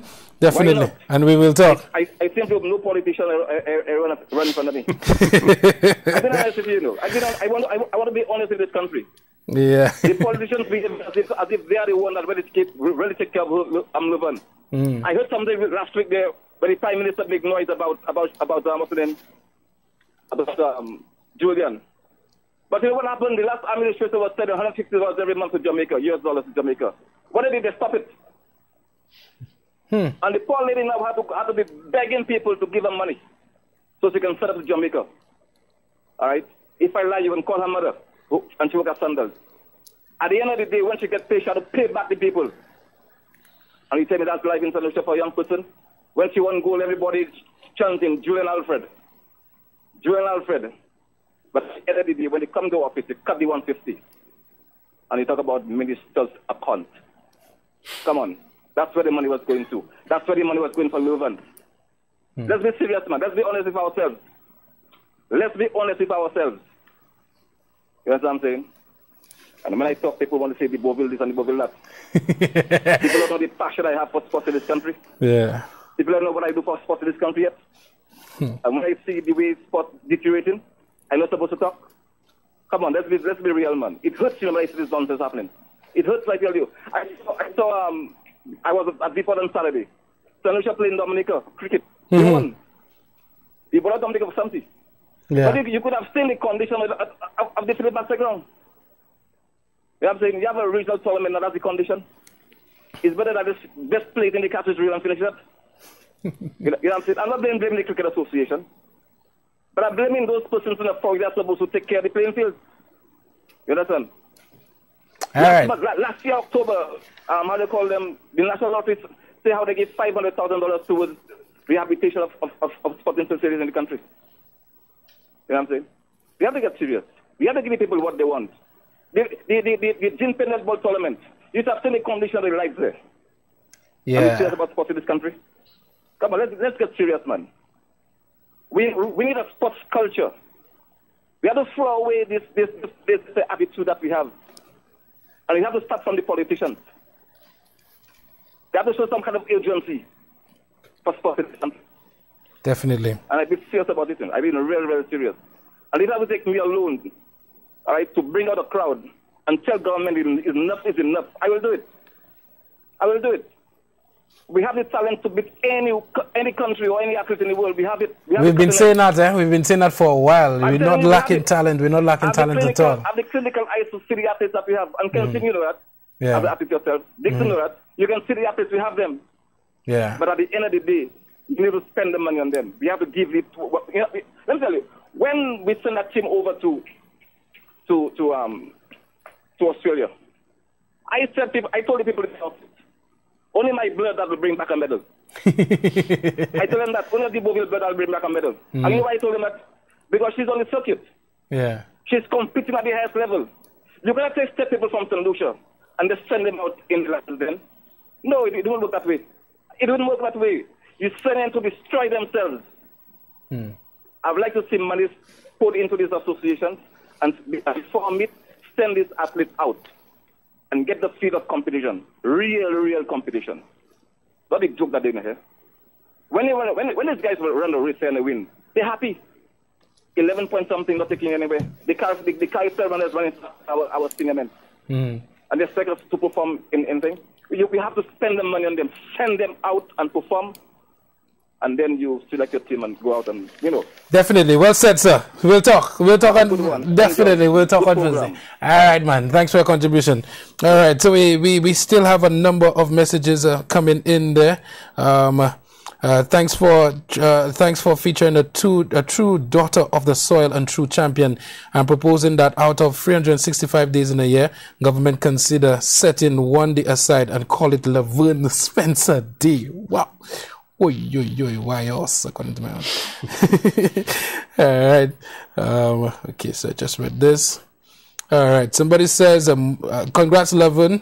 Barbono massive to the core, and 758 massive. Both okay to Barbono from Viewfort. Team Laverne, Team Barbono, Team 758. All right. Somebody says, good evening, Kenson. I would like to Devon here. I would like to congratulate Laverne on her achievement, being the first St. Lucian to achieve this feat. Hopefully, it encourages. It is encouraging to all athletes, especially the young ones. To everyone else, I say, let us encourage and support the young ones who aspire to be just as good or better than her. If you have nothing positive to say, keep quiet. Don't kill the dream. All right. All right. The messages are still coming in. All right. Track and field at the Minder Phillip Park. The Elite Track and Field Club has set the pace, hosting its 5th annual Elite Invitational. We said that a little bit ago. All right. Good evening. You're live. Go ahead for contribution. Good evening. Good evening. Good evening, sir. Good evening. Yes, sir. Considering there is a medical drug test concerning sportsmen, women who definitely have to perform on the international scene. And considering we are talking seriously with government about the decriminalization of drugs, how do you view this whole scenario if drugs were to be allowed to be used by the young people, as we are hearing? I need to ask you, what are you describing as drug? What are you talking about drug? Well, there has to be a test by... Are you talking specifically about... Okay, so the legalization issue is marijuana. So is that what you're talking about? The cricketers... if they have to... whenever they have to... Be drug tested. As sportsmen. And the decriminalization of drugs, don't you think that will take a serious effect on the young people who already had press and bringing about this situation? How do you see it? Well, when it comes to okay, so let me I can only give you my perspective. Laws are laws, and I mean everything is governed by laws. If you're an athlete and you know certain substances are banned substances, then if you want to perform or you want to compete within the purviews of that competition governed by that law, then you should not get engaged in the use of the said banned substance. If you're talking about the laws outside of that, if it's legalized and if the governing body of the sport decides that it is still banned, if you want to be part of the sport and the sport says it's banned, then it is still banned. If it is changed everywhere, then, because you're talking about two different things here, so to speak. You're talking about performance enhancers. You're talking about as if it's the same as a drug. So I'm not too sure, but my perspective is simple. If it is banned by the IAAF, which is the governing body for sport, and you want to participate in that sport, if you want to use it and you still want to participate in that sport, expect to be sanctioned, expect to be disciplined. If it is legalized, then I mean, by all means, it's up to you. I'm somebody who believes in free reign. I'm somebody, if we have that discussion somewhere different on a different topic, it'll be something totally different. But when it comes to sport, if just like 90 minutes of football, there are rules, you would have rules that govern the sport. Well, let's hope it augurs well for the benefit of the young people. Okay. All right. Thank you so much for your contribution. Again, this is a sports show. So it's quite simple for me. Yeah. All right. Good evening. You're live. Go ahead with your contribution. Good evening. Good evening. Hi, good evening. I'll take the opportunity to congratulate Loven Spencer. Mm-hmm. I don't really know her, but I've been following the whole aspect of her when there is sports, etc. All right. But what I realized happened to her and what motivated her, since Miss Alfred got a gold medal, she said to herself, you see me, she can't just come down and she getting a gold medal and I can't get one. Let me go all out. I realized that's what really motivated her to. You might not agree with me. Yeah, but that's your opinion. End of the day, that could be a. And when she comes, answer that question, I said. But I would really take the opportunity to congratulate her. And I'm sure Mr. Dixon, he's there laughing, but he seems to realize maybe Loven spoke to her and spoke to him about that. Is that true, Mr.? No. Of course, I mean, she was excited that they two different events, but she was excited as a St. Lucian. You know, she can go to the youth games, youth Commonwealth, and win a gold medal. You know, but yeah, it can serve as motivation, which is good. It's not something bad. If a fellow St. Lucian does something and you use that to motivate you, but that really wasn't it. You know, there are lots of other things that Loven can use to that's right. I'm not saying no, you know, so that's not really it. You know, as one of the motivations. Yes. That doesn't mean to say she never had the motivation to go forward, you know, to get a gold medal. I'm not saying that. But that helps her. Yes. To, you know, that's what I'm saying. Yes, I understand. But at the end of the day, I find the caller before the last, he was very right on all what he said. Because it ain't making sense to tell you. It's just like they had an athlete recently want to go to England and they asked the guys to government for tickets for they didn't give it to him. You see, a lot of problem we face in sports, a lot of young people face in sports, and sometimes you cannot blame the young people. If I give you all a thing we had between 1997 and 2000, 1998 to 2000, we were doing a course in youth development studies, which was sponsored by the Commonwealth Program and the University of the West Indies, Jamaica. And we had every topic, we had a teleconference. And one of the things that came out after the teleconference, we used to have conversations within all the islands, because we used to have the teleconference around the same. And one of the things that came out in one of the teleconferences we had was the problem of young people, not only the parents, but authorities are the most failures to the young people of the Caribbean. And unless they cannot do something to assist the young people in whatever way, sometimes there are parents who can afford to assist them, the parents, and most of the time you find in the small islands, is the people who can go forward where the government have to help. They doesn't do it. And so that's one of the things that we in the course we were taking that came about. So if you look at it, that's the biggest problem of our small island.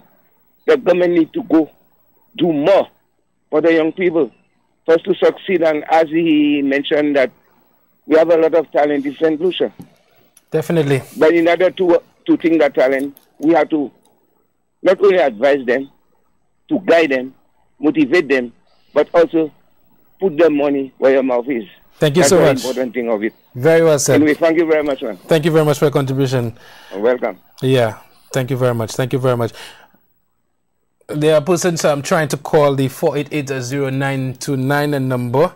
But it is 4519788. I think we're going to take one last caller. We have the montage prepared, as I've been told, but I think we're going to reserve that for another time, another occasion.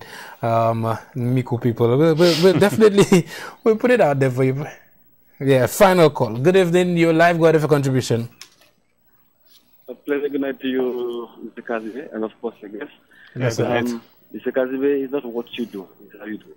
You understand me? And I would like to, congratulate, Levin on the job well done for putting a smile on our face for making us so happy. I guess we all, ready to celebrate with you on Thursday. I too looking forward, being done before that as well. Let me just remind your viewers that the Didi Donga Star court football action continues this coming Saturday at the Middle Court, the semi-finals.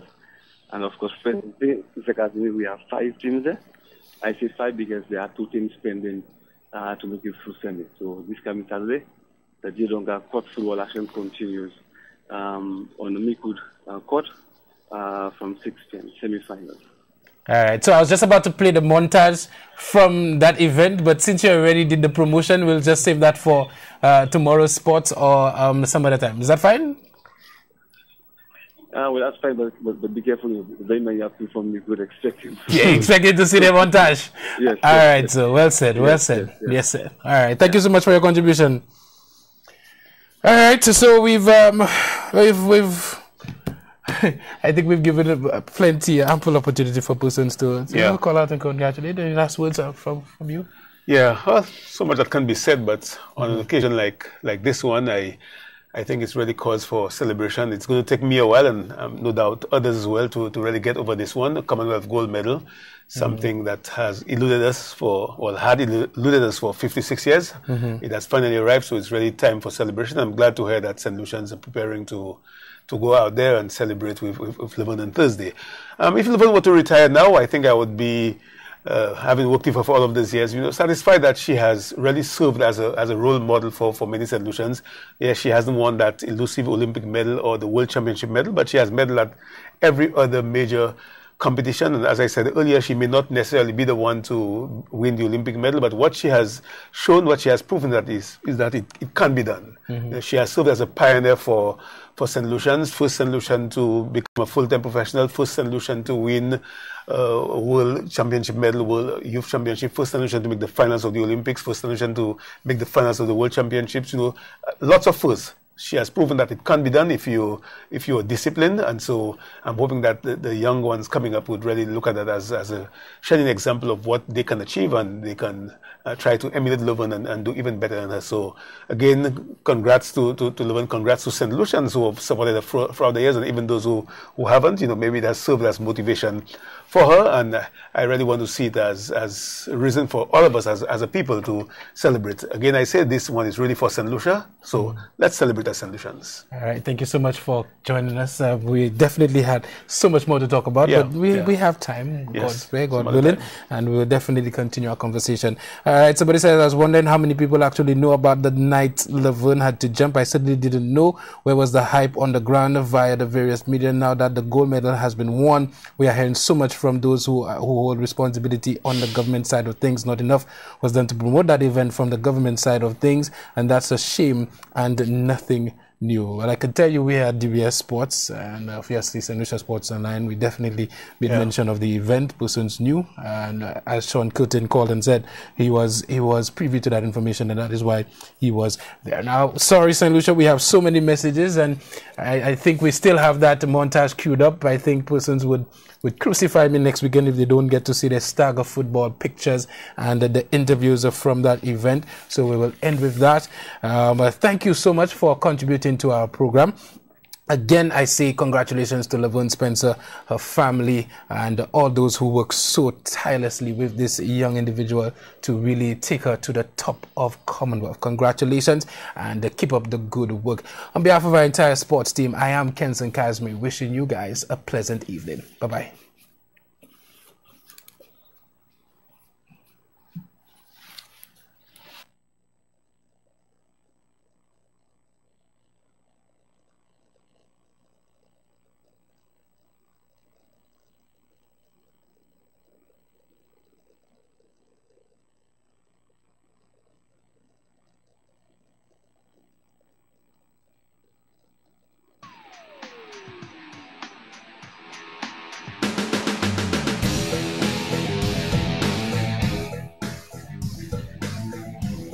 Yeah, we're doing it live for DBS and for Make Good Sports, you know, sponsors and everything. Pittsburgh right here.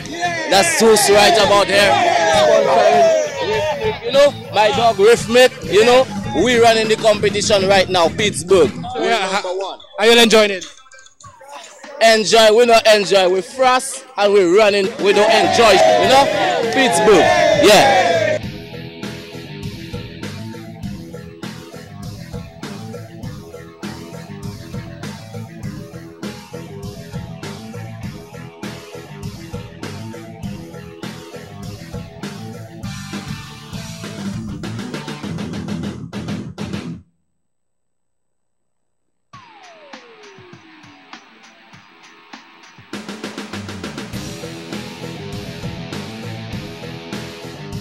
Alright, so tell me what you think about this competition. Well, it's good. It keeps the most of the young boys out of trouble and make the community a bit much stronger, you know. So unity is strength for us, you know. It's very good. I'm seeing a mixture of young people. The younger guys won a little something earlier. The older people are also on board. What do you think about this mixture? Well, it paves way for a better community. The young guys will learn from the adults, especially the level of discipline and creativity in the game now. So they need role models, and if those role models could prove to them of all which is going on, sky's the limit for those coming ahead, you know.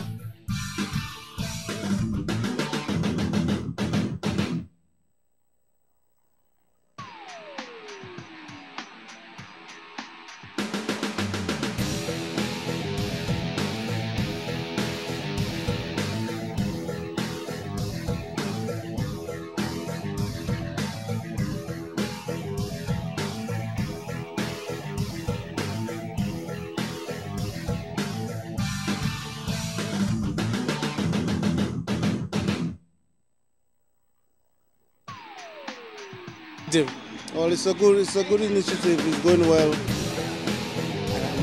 Yeah. So in terms of the community, everybody coming around, think about the atmosphere and everything. Well, yeah, it's a nice crowd out there. Good street football. What else do you want me to say? How does this help out the community? Well, helps out the community from violence. You know, the youth to getting togetherness and stopping crime.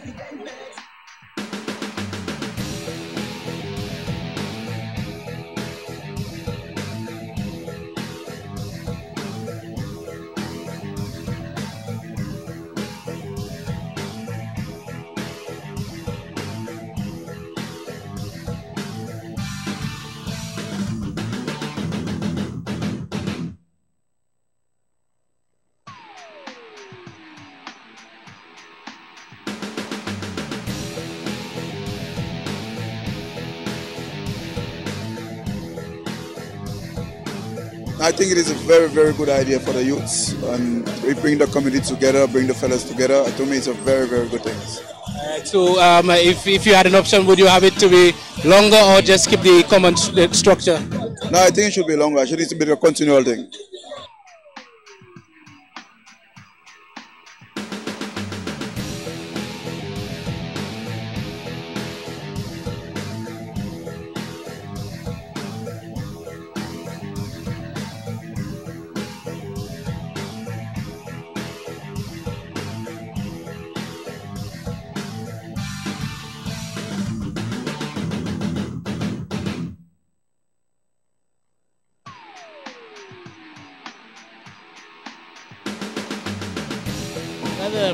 Demon's fault.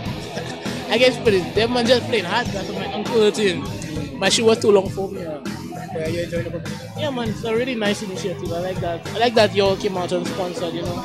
It was something we were like, I remember every Saturday night we'd be like, we need to have something bigger than this. Like, it cannot just be us having to play the lights every night. You know, we need to do something like, you know, entertain the community and stuff like that. So yeah, it's a good thing right now. I like it. It's something you think that should be continuing for long? I think it should be continued. Honestly, it actually gives the youth options, you know, and it just takes our time to do this instead of taking time to do other things that, you know, we consider bad or, you know. Look at the mind. Idle mind is a devil's workshop. So, you know, I like that. We're working, we're playing, we're having fun.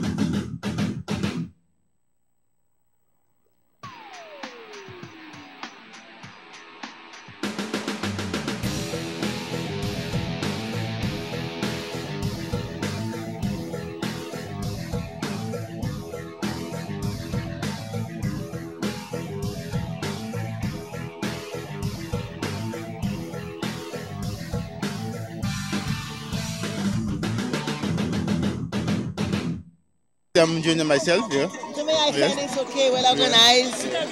But what I find, they should have so many people that's come on the call, at least do a little, what I'm saying, how will I say that? A little refund, whatever, at the gate, at least to pay a fund to pay the light. You know what I'm saying? Because you don't get nothing free. You know what I'm saying? Because the first time, the second time we had it, a lot of people. But at least it could be a $3 or $2 so that I can go towards to pay the light. That's what I assume. So I think more, some people should be making contribution. Yeah, true. Make a contribution to pay a little thing. Like they will say, oh, show me back, I make whatever. But it's not like they work like that. There's everything you have to put your money where your mouth goes. You check what I'm saying? Thank you so much.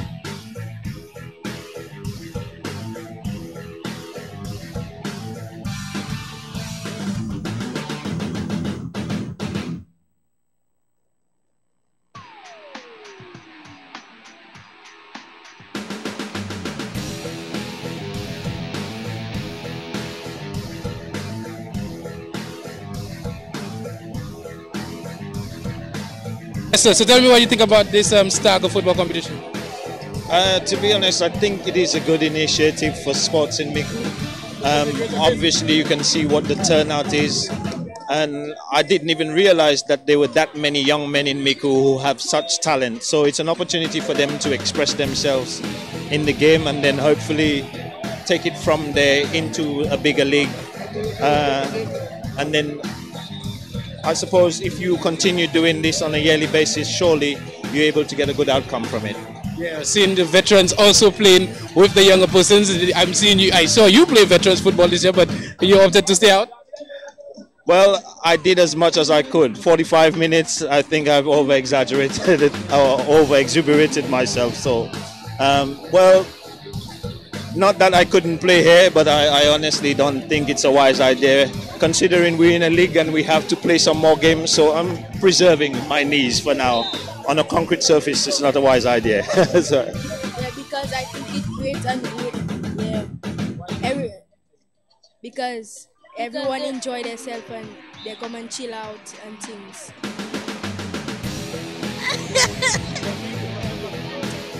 Yeah, I think it's good for everybody to have fun there. And that's it.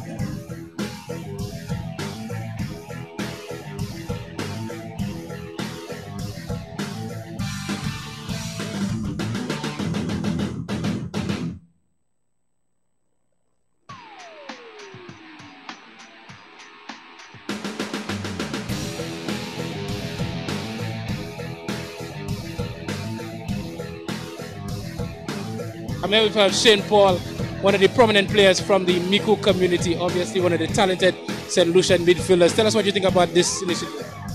I think it's good for the youth.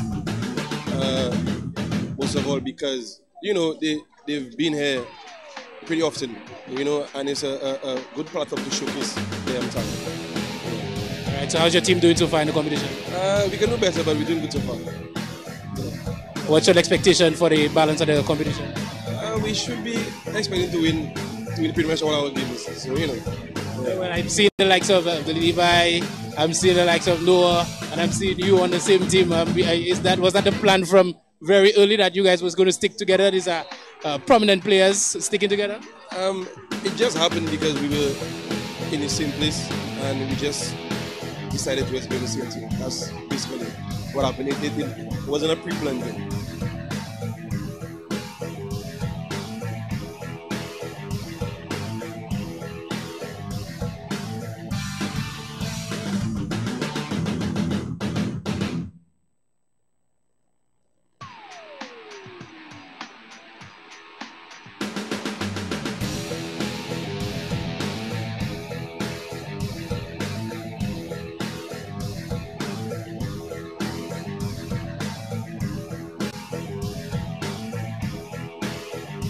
Tell us what you think about this Stark football competition.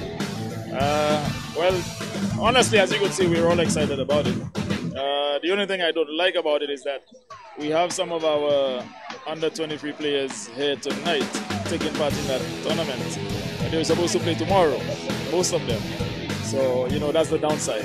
Apart from that, it's a good initiative. We're excited about it. We love it. So what does it do for a community like Miku? I heard my friend talking about crime. You know, I don't want to, you know, speak too much about it, but just to, you know, re-emphasize, it does take away a bit of, you know, the crime in the community, because a lot of the guys are here out of trouble, especially the younger kids. So it's a good initiative, like I said. All right. So we're talking to a former national coach and, of course, former champion of a Black Art, triple winners of Black Art competition. So tell us, what do you think about this initiative? It's a very good initiative. I mean, it is kind of foreign to the Mikut village, and it's apparent that they are taking it in strides, and the crowd is building gradually. Last Saturday they started. You could see an improvement in the participation this evening. There are quite a few new faces also. Some persons that I have not recognized in the Mikut area before. So what does a competition like that do for a community like Mikut? It goes well for the community. You can see some persons who have had difficulty with the law, on the side of the law, they are here tonight. So which means that they have been contained, and it's obvious that there is something to look forward to, and hence the reason why they are here. Or else they would have been probably on the streets doing something. I mean, you know. I see you from Manchester United shirt. How is that going for you? Oh, very well, man, very well. That goes without saying. My last game was probably the best game I've seen for the season against Man City. I'm looking forward to West Ham game tomorrow. I'm hoping that they can win so they can delay probably the handing over the trophy to Man City.